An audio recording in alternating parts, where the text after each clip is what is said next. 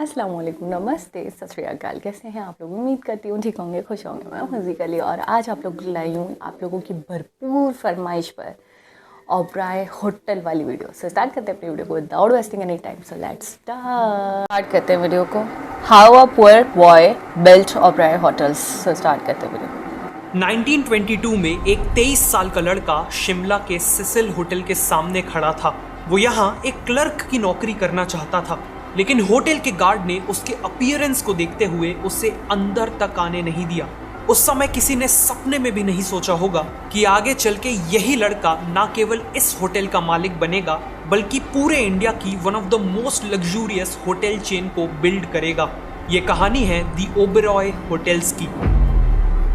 साल 1898 undivided India के Punjab province में जन्म होता है मोहन सिंह ओबेरॉय का। वो केवल 6 महीने के थे जब एक एपिडेमिक में उन्होंने अपने फादर को खो दिया, लेकिन इसके बाद भी मोहन की मदर ने इंश्योर किया कि उन्हें एजुकेशन मिले। 16 साल की उम्र में उन्होंने कॉलेज एजुकेशन के लिए लाहौर जाके डीएवी कॉलेज को ज्वाइन कर लिया और वहां उनकी लाइफ में 2 खास चीजें हुई। पहला, उन्होंने इंग्लिश में कम्युनिकेट करना सीखा और दूसरा, उन्हें एक शू फैक्ट्री में पार्ट टाइम जॉब मिल गई। देखते ही देखते उन्होंने डिजाइन और प्रोडक्शन प्रोसेस को डीपली समझ लिया। वो एक नॉर्मल वर्कर से पहले सुपरवाइजर बने और फिर फुल टाइम मैनेजरियल पोजीशन पे आ गए। गरीबी से उठकर आए मोहन को लगने लगा था कि उनकी लाइफ अब सेटल हो चुकी है कि तभी कहानी में एक ट्विस्ट आता है। 1919 में पूरे इंडिया में ब्रिटिशर्स के द्वारा लगाए गए रॉलेट एक्ट के खिलाफ प्रोटेस्ट चालू हो गए, जिस कारण कई बिजनेसेस को नेगेटिव इम्पैक्ट हुआ। कुछ सालों तक स्ट्रगल करने के बाद 1922 में शू फैक्ट्री भी बंद हो गई और रातों रात Mohan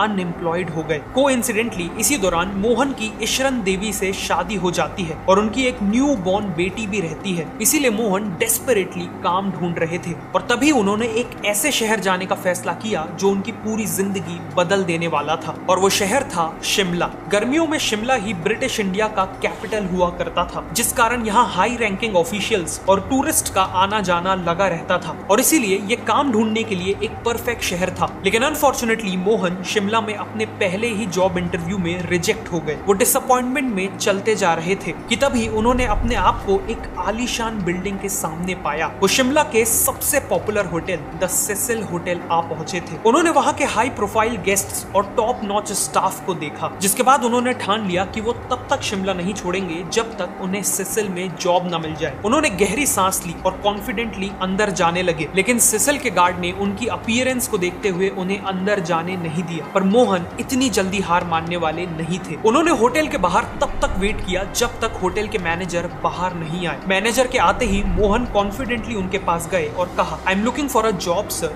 do you have a vacancy at the Cecil? Mohan की इंग्लिश सुनकर मैनेजर काफी इंप्रेस हुए और अगले ही दिन उन्हें द सिसिल होटल में 50 रुपए पर मंथ की सैलरी पे क्लर्क की नौकरी मिल गई। सिसिल में मोहन की मेन रिस्पॉन्सिबिलिटी थी कोल की सप्लाई और स्टॉक मैनेज करना। जल्द ही उन्हें आइडिया आया कि कोल डस्ट बॉल्स यूज करके होटल का बहुत पैसा बच सकता है। ये बॉल्स ना केवल सस्ती हैं, बल्कि ये अपनी स्लो बर्निंग कैरेक्टरिस्टिक के कारण रात भर बॉयलर्स को चालू रख सकती है और सुबह बस थोड़ी सी नॉर्मल कोल ऐड करके पानी जल्दी गर्म हो सकता है। उन्होंने ये आइडिया इंप्लीमेंट किया और होटल का बहुत फायदा हुआ। इसके अलावा मोहन को टाइपिंग और शॉर्ट हैंड राइटिंग भी आती थी, इसीलिए जल्द ही उन्होंने मैनेजर को डॉक्यूमेंटेशन और लेटर्स लिखने में असिस्ट करना चालू कर दिया। ये सब देखकर मैनेजर ने उन्हें प्रमोट करके गेस्ट क्लर्क बना दिया और सैलरी भी बढ़ा दी। सिसिल होटल में यूजुअली केवल वीआईपी गेस्ट आते थे और मोहन इन गेस्ट्स के बिहेवियर और प्रेफरेंसेस को डीपली ऑब्जर्व करते थे। साथ ही साथ उन्होंने खुद से ही कई और रिस्पॉन्सिबिलिटीज जैसे कैशियर की रिस्पॉन्सिबिलिटी भी ले ली थी, जिस कारण उन्हें गेस्ट से पर्सनल इंटरेक्शन करने का मौका मिलता था। इन सब के कारण 1925 तक वो न केवल वीआईपी गेस्ट से डील करने में एक्सपर्ट बन चुके थे, बल्कि उनमें होटल के सभी ऑपरेशंस की गहरी समझ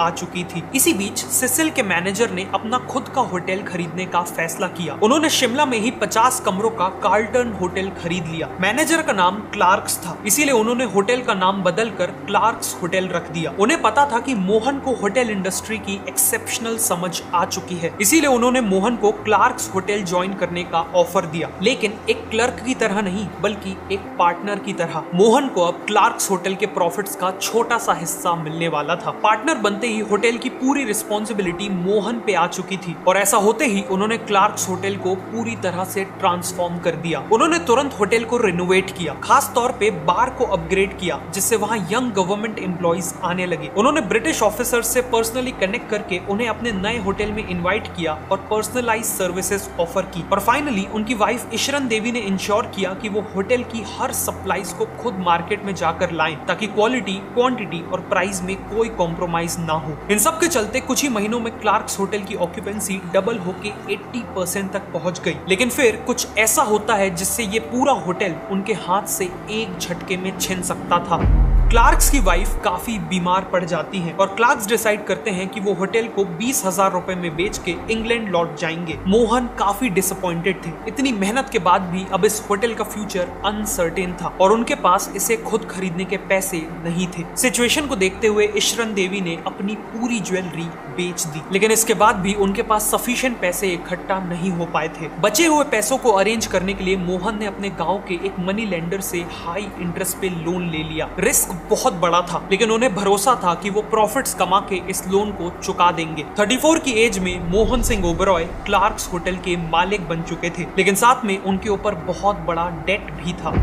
इसीलिए मोहन और इशरन देवी ने पहले से भी ज्यादा मेहनत की और पर्सनली काफी फ्रूगली रहते हुए सभी अर्निंग्स को होटल में री इन्वेस्ट किया। अल्टीमेटली 2 साल के अंदर ही उन्होंने क्लार्क्स होटल को सक्सेसफुली रन करते हुए पूरा लोन चुका दिया। मोहन की सक्सेस का एक मेन कारण था उनकी कम्युनिकेशन स्किल्स। उन्होंने इंग्लिश लैंग्वेज में स्ट्रॉन्ग कमांड हासिल कर ली थी, जिस कारण वो न केवल सिसिल के मैनेजर को इम्प्रेस कर पाए थे बल्कि अपने होटल्स के हाई प्रोफाइल गेस्ट से भी सक्सेसफुली डील कर पाते थे। और आज के दिन तो करियर सक्सेस के लिए इंग्लिश की इंपॉर्टेंस और भी ज्यादा बढ़ चुकी है। इसीलिए अपनी इंग्लिश को इंप्रूव करने के लिए मैं डुओलिंगो ऐप को यूज करता हूँ जो बिल्कुल फ्री है। Let me show you. अब इस एक्सरसाइज में मुझे इंग्लिश से हिंदी में ट्रांसलेशन करना है। This is my office. Is this your office, Neha? Is this your office, Neha? तो आपने देखा कितना सिंपल है, राइट? इस ऐप के थ्रू अपनी इंग्लिश को ब्रश अप करने के लिए मैंने इंटरमीडिएट इंग्लिश कोर्स लिया और मुझे रियल लाइफ सिनेरियोज में काफी इंप्रूवमेंट दिखी। मुझे इस ऐप की सबसे अच्छी बात ये लगी कि ये पूरी लर्निंग प्रोसेस को गेमिफाई करके उसे काफी फन बना देता है। अगर आपको भी अब्रॉड जाना है, बेटर जॉब चाहिए या सिंपली प्रोफेशनल सिनेरियोज में ज्यादा कॉन्फिडेंट फील करना है तो ये ऐप आपके लिए है। ऐप का लिंक नीचे डिस्क्रिप्शन और पिन कमेंट में है, तो फटाफट डाउनलोड कर लीजिए। लेकिन अब मोहन अपनी लाइफ में केवल एक 50 रूम के होटल तक लिमिटेड नहीं रहना चाहते थे। वो अब होटल बिजनेस का पूरा एम्पायर बिल्ड करना चाहते थे। इसी दौरान उन्हें पता चला कि कलकत्ता में एक होटल लीज पे अवेलेबल था और ये होटल था द ग्रैंड होटल। 500 रूम्स के साथ ग्रैंड होटल न केवल कलकत्ता बल्कि पूरे इंडिया का one of the biggest and most prestigious hotel था। ये होटल कलकत्ता की पहली बिल्डिंग्स में से एक था जिसमें हाइड्रोलिक लिफ्ट थी और सालों से इसने रॉयल फैमिलीज, सेलिब्रिटीज और डिग्नेटरीज को होस्ट किया था। लेकिन रिसेंटली यहाँ कंटेमिनेटेड वाटर के कारण टाइफॉइड आउटब्रेक हो गया था जिसमें 6 लोगों की जान चली गई थी। इस इंसिडेंट के बाद होटल की रेपुटेशन मिट्टी में मिल चुकी थी। इसीलिए अल्टीमेटली 1937 में ये होटल बंद पड़ गया और इसके ओनर्स इसे लीज पे देना चाहते थे। मोहन के सामने अब 2 रास्ते थे, या तो शिमला में अपने छोटे होटल को बिना कोई रिस्क के चलाते रहे या फिर क्लार्क्स होटल से 10 गुना बड़े होटल को लीज पे लेकर अपनी किस्मत आजमाएं। मोहन ने दूसरा ऑप्शन चुना और 8,000 रुपए पर मंथ के रेट पे द ग्रैंड होटल को लीज पे ले लिया। लेकिन जब उन्होंने होटल की हालत को प्रॉपरली देखा तो उन्हें अपने डिसीजन पे डाउट होने लगा। बिल्डिंग के अंदर के हर दीवार में धूल की मोटी परत जमी हुई थी, पेंट उखड़ चुका था और इंटीरियर्स बुरी तरह डैमेज हो चुके थे। होटल को रिवाइव करने के लिए उसे एक मैजिकल ट्रांसफॉर्मेशन की जरूरत थी। इसीलिए मोहन ने फिर से एक लोन लिया और बिना देरी किए एक मैसिव क्लीन अप ऑपरेशन करवाया जिसमें होटल का हर एक कोना डीपली क्लीन करवाया गया। इंटीरियर्स जैसे टपस्ट्रीज, गिल्ट मिरर्स, मार्बल पिलर्स और शैंडलियर्स को रीस्टोर किया गया। फाइनली उन्होंने पर्सनली होटल के पुराने स्टाफ जैसे शेफ्स, हाउसकीपिंग स्टाफ और पोर्टर्स एक्सेट्रा को रीच आउट किया और उन्हें वापस होटल ज्वाइन करवाया क्योंकि यही लोग होटल को सबसे अच्छे से जानते थे। लेकिन एक चीज को रीस्टोर करना अभी भी बाकी था और वो थी होटल की रेपुटेशन जो टाइफॉइड आउटब्रेक के कारण दौरान खराब हुई थी। मोहन ने इस प्रॉब्लम को जड़ से खत्म करने का फैसला किया। उन्होंने होटल में लगे हुए हर एक पाइप और ओवरहेड टैंक को निकाल फेंका और एक नया मॉडर्न प्लम्बिंग सिस्टम इंस्टॉल किया। ऑल्सो उन्होंने एक नई प्रैक्टिस एस्टैब्लिश की जिसमें वो खुद सुबह सबसे पहले अपने पूरे स्टाफ की हाइजीन जैसे नेल्स, हेयर और यूनिफॉर्म को इंस्पेक्ट करते थे। इवेंचुअली लोगों के बीच ये बात फैल गई कि न केवल ग्रैंड होटल पहले से ज्यादा प्रीमियम सर्विसेज दे रहा है बल्कि वो अब 100% सेफ है, और इसीलिए अगले 2 सालों में ग्रैंड होटल की ऑक्यूपेंसी वापस से बढ़ने लगी। लेकिन जैसे ही सिचुएशन बेटर होने लगी वैसे ही एक और सेटबैक आ गया, वर्ल्ड वॉर 2।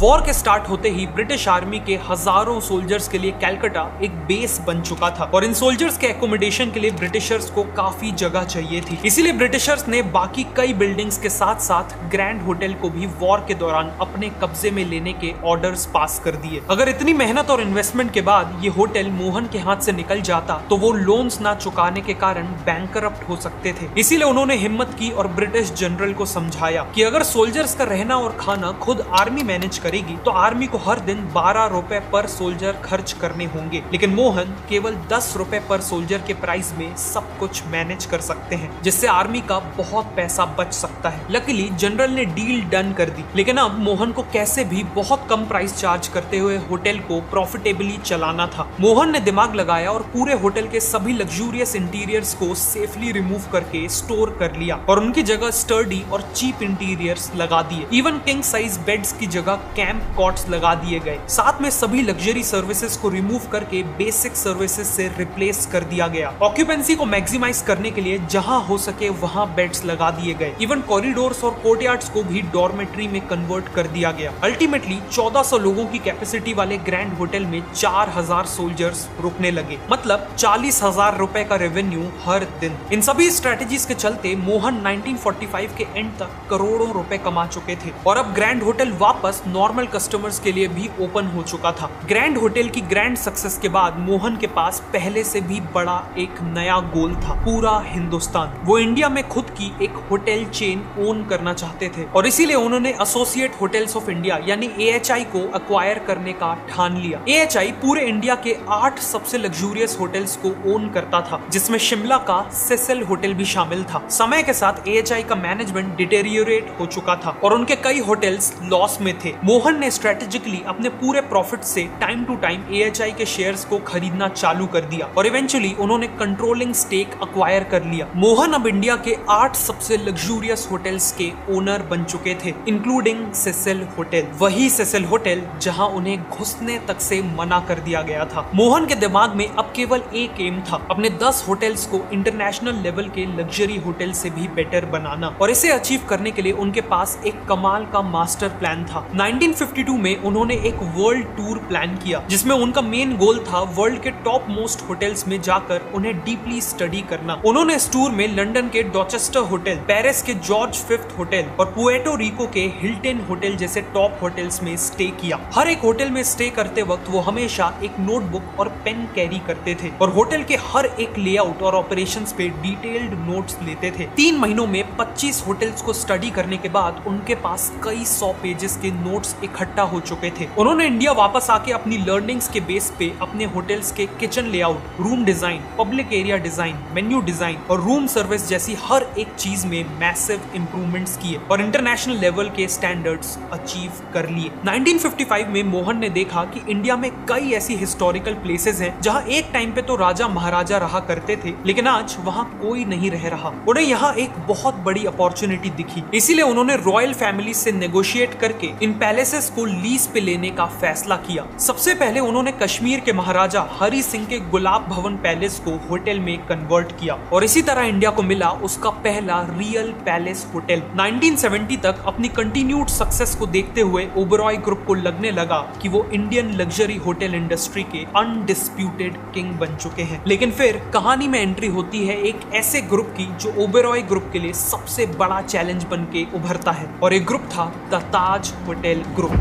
1971 तक ताज का केवल एक ही होटल था, उनका मुंबई का ताज पैलेस होटल। लेकिन फिर उन्होंने पहली बार मुंबई से बाहर अपना पहला होटल खोला। उन्होंने उदयपुर के लेक पैलेस को होटल में कन्वर्ट किया। फिर 1972 में जयपुर में रामबाग पैलेस की शुरुआत की। 1976 में फोंसेका होटल को खरीद के दिल्ली में एंट्री ली। इसी तरह 1980s तक ताज ग्रुप इंडिया की ऑलमोस्ट हर प्रोमिनेंट सिटी में अपने होटल्स खोल चुका था। ओबरॉय को पता था कि अगर उन्हें ताज ग्रुप को सच में टक्कर देनी है तो उन्हें उस शहर में अपना होटल खोलना होगा जहां ताज का फ्लैगशिप होटल था, यानी इंडिया का फाइनेंशियल कैपिटल मुंबई। 1970s में मोहन ने डिसाइड किया कि वो मुंबई के नरीमन पॉइंट पे स्क्रैच से एक होटल बिल्ड करेंगे। इस होटल में 500 रूम्स होने वाले थे और 34 फ्लोर्स के साथ ये उस समय मुंबई की सबसे ऊंची बिल्डिंग्स में से एक होने वाला था। प्रोजेक्ट का टोटल बजट 7 करोड़ का था, लेकिन देखते ही देखते होटल का कॉस्ट करीब 20 करोड़ तक पहुंच गया। इस प्रोजेक्ट के लिए ओबरॉय ग्रुप ने लोन लिया था और एक ऐसा टाइम आया था जब हर एक दिन की ही इंटरेस्ट पेमेंट्स 1,20,000 तक पहुंच गई थी।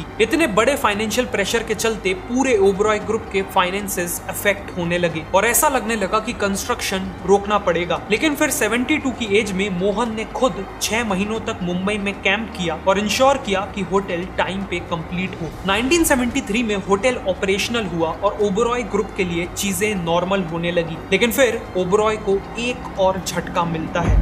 1975 में इंदिरा गांधी इंडिया में इमरजेंसी घोषित कर देती हैं, जिस कारण देश में एक इकोनॉमिक डाउनटर्न आ गया और फॉरेन और डोमेस्टिक ट्रैवलर्स की कमी हो गई। इसका सबसे ज्यादा इंपैक्ट हुआ होटल इंडस्ट्री को। ओबरॉय ग्रुप का डेट इस हद तक बढ़ गया कि उन्हें अपने मुंबई के होटल को बेच देने तक का प्रेशर था, लेकिन मोहन ने ऐसा नहीं होने दिया। इसी दौरान उन्होंने देखा कि लेबनान में सिविल वॉर चालू हो गई है, जिस कारण अरब कंट्रीज के कई हाई नेटवर्थ इंडिविजुअल्स जो पहले बिजनेस या लेजर के लिए लेबनान जाते थे, वो इंस्टेड मुंबई आने लगते हैं। मोहन ने इस अपॉर्चुनिटी को पहचाना और एक मास्टर प्लान तैयार किया। उन्होंने अपने होटल्स के 200 स्टाफ मेंबर्स को क्रैश कोर्स देके अरेबिक सिखवाई ताकि वो अरब गेस्ट से इफेक्टिवली कम्युनिकेट कर सके। होटल के डॉक्यूमेंट्स जैसे room service directory, menu cards etcetera को अरेबिक स्क्रिप्ट्स में प्रिंट करवाया। अपने पूरे फूड मेन्यू को मॉडिफाई करके उनमें अरब डिशेस ऐड की। इन स्ट्रेटजीज के चलते ओबरॉय होटल अरब गेस्ट्स के लिए फर्स्ट चॉइस होटल बन गया और अगले कुछ ही सालों में ओबरॉय ने न केवल अपना लोन पे ऑफ कर दिया, बल्कि इस होटल से ह्यूज प्रॉफिट्स भी जनरेट किए। इस सक्सेस के साथ ओबरॉय ग्रुप ने अपने आप को इंडिया की most prominent luxury hotel chain के तौर पे स्टैब्लिश कर लिया था और मोहन सिंह ओबरॉय ने अपनी लाइफ के सबसे बड़े चैलेंज को सक्सेसफुली डील कर लिया था। उनका कहना था कि हमें कभी भी ऐसी चीज एक्सेप्ट नहीं करनी चाहिए जो सेकंड बेस्ट हो, और उन्होंने इसी फिलॉसफी के साथ ओबरॉय ग्रुप को बिल्ड किया। आज अपने 32 लग्जरी होटल्स के साथ ओबरॉय न केवल इंडिया बल्कि वर्ल्ड के फाइनेस्ट होटल चेन्स में से एक है। और सबसे इंपॉर्टेंट बात यह है कि हजारों करोड़ों के इस बिजनेस एम्पायर को बिल्ड करने के पीछे एक ऐसे इंसान का हाथ है जो कभी खुद होटल का क्लर्क हुआ करता था। अगर आपको ये वीडियो अच्छी लगी तो मैं रिकमेंड करूंगा कि आप नेक्स्ट इस वीडियो को देखें। क्या बात है। अच्छा, ऐसी वीडियोस देखकर आपको एक अलग ही मोटिवेशन फील होता है। एक 25 साल का लड़का जो जॉब के लिए जाता है और उसको उसका हुलिया देखकर, उसका लुक्स देखकर उससे गार्ड अंदर घुसने तक नहीं देता, और बाद में वो इतनी बड़ी ह्यूज होटल चेन बनाता है, इतनी फाइनेस्ट होटल्स हैं, और क्या कुछ नहीं करता। मतलब 75 ईयर्स तक वो लगातार चैलेंजेस का सामना करते रहे, एक के बाद एक, एक के बाद एक, एक के बाद एक, और आज दुनिया के फाइनेस्ट होटल्स में ओबरॉय होटल्स आता है। अच्छा, हम कहानियाँ ऐसे स्टोरीज सुनने में, देखने में कितनी अच्छी लगती हैं, लेकिन इसके पीछे का स्ट्रगल जो है वो कितना मुझे ऐसा लगता है कि वो कितना ज़्यादा तकलीफ़देह होता है या कितना ज़्यादा स्ट्रेसफुल होता है, वो हम नहीं देख पाते। इसके अंदर हमें बताया गया, फिर उनकी सक्सेस। अच्छा, हमारा फोकस यही होगा कि यार इतनी सक्सेस मिली, इतना कुछ करा, इतनी बड़ी चेन बनाई इन्होंने, 32 होटल्स हैं इनके जो दुनिया भर में मशहूर हैं, इंटरनेशनल लेवल की वहाँ पे फैसिलिटीज़ हैं। लेकिन हम ये नहीं देख रहे कि बार बार उनको चैलेंजेस का सामना करना पड़ा, बार बार वो उठे, बार बार गिरे, बार बार उठे, बार बार गिरे, बार बार उठे, लेकिन उन्होंने होटल ना बेचा। मुंबई वाला होटल बेचने तक की कगार पर आ गया था, लेकिन ना उन्होंने बेचा, और ना उनने घुटने टेके, उनने सामना किया डटकर सिचुएशन का, जो भी मसले मसाइल थे उसको टैकल किया अक्लमंदी के साथ। अच्छा, मुझे ऐसा लगता है कि बिज़नेस या बिज़नेस को चलाने का जो एक हुनर और एक दिमाग और एक अकल जो होती है ना, वो हर किसी के पास नहीं होती। वो कुछ, मुझे ऐसा लगता है कि कुछ बहुत ज़हीन तरीन लोग होते हैं जिनके पास होती है। लाइक इनकी मिसाल ले लें, मोहन सिंह की, और बहुत सारे ऐसे, जैसे टाटा की आप मिसाल ले लो, ठीक है। तो बड़े बड़े जो बिज़नेस टाइकॉन हैं, उनकी आप जब स्ट्रैटेजीज़ देखोगे, जब उनको आप देखोगे कि वो किस तरीके से मुकाबला करते हैं, किस तरीके से कठिन सिचुएशंस का मुकाबला कर रहे होते हैं, तो आप हैरान रह जाओगे। यानी कि ऐसी सिचुएशन में कि 1,20,000 का इंटरेस्ट पर डे का था, ठीक है, पर डे बढ़ रहा था। इस सिचुएशन में कोई भी इंसान अपनी जूतियों को उठा के अपने सर पर रखे और भाग ले, ठीक है, और बोले जो होता है हो, मैं इतना ज़्यादा दैट बर्दाश्त नहीं कर सकता। लेकिन मेरा क्या होगा, मैं तो बैंकक्रप्ट हो जाऊँगा, मेरा तो दिवाला हो जाएगा। लेकिन उसके बावजूद भी वो ठने रहे, ठीक है। उनने कैंप लगाया, उन्होंने वहीं बोला कि मैं जल्दी से जल्दी काम को कंप्लीट करो, जल्दी से जल्दी ये तामीर हो, ठीक है। और उसके बाद भी जब गेस्ट नहीं आ रहे थे, जब बाहर से फॉरेनर्स नहीं आ रहे थे, तब भी उन्हें हिम्मत नहीं आ रही, तब भी उन्होंने नहीं बेचा, तब भी उन्होंने सामना किया। तो मैं ये कहना चाहती हूँ कि मुश्किलात परेशानियाँ आती हैं, लेकिन सबसे बड़ी बात ये, सक्सेस शायद मिलती ही आपको तब है जब आप बड़ी बड़ी मुश्किलात परेशानियों का सामना करते हो, आप डटे रहते हो, आप पीछे नहीं हटते, आप भागते नहीं हो, ठीक है। मैंने किसकी भी स्टोरीज़ देखी, मुझे बस ये एक कॉमन पॉइंट दिखा कि हारे नहीं, ठीक है, और झुके नहीं, रोए नहीं, परेशान नहीं हुए, ठीक है, स्ट्रेस नहीं लिया, रिलैक्स होके, काल्म होके, ठंडे दिमाग के साथ फैसले किए, ठीक है, पीछे नहीं हटे, ठीक है, भागे नहीं, बेच बाज कर पीछे भाग जाना, बेच बाज कर अपना, अब बहुत सारे लोग होते हैं ना, कम हिम्मत लोग होते हैं, अपना गोल छोड़ देते हैं, ठीक है, डिसअपॉइंट हो जाते हैं, थक जाते हैं, गिव अप कर देते हैं। तो आपने गिव अप नहीं करना है, एक कॉमन पॉइंट है, गिव अप नहीं करना है, डिसअपॉइंट नहीं होना, कामयाबी फिर आपके कदम छूनेगी। तो एक बहुत इंस्पिरेशनल वीडियो थी। आजकल मैं ज़्यादा से ज़्यादा मोटिवेशनल वीडियोस देख रही हूँ, ताकि मेरे अंदर भी कोई भूत आ जाए मोटिवेशन का, कोई असर हो जाए, सीरियसली कोई असर हो जाए, शायद मैं भी कुछ कर सकूँ। तो एक बहुत ही बढ़िया वीडियो, दोबारा किसी और वीडियो के साथ आपसे मुलाकात होगी। जब तक अपना बहुत सारा ख्याल रखें। अल्लाह हाफ़िज़।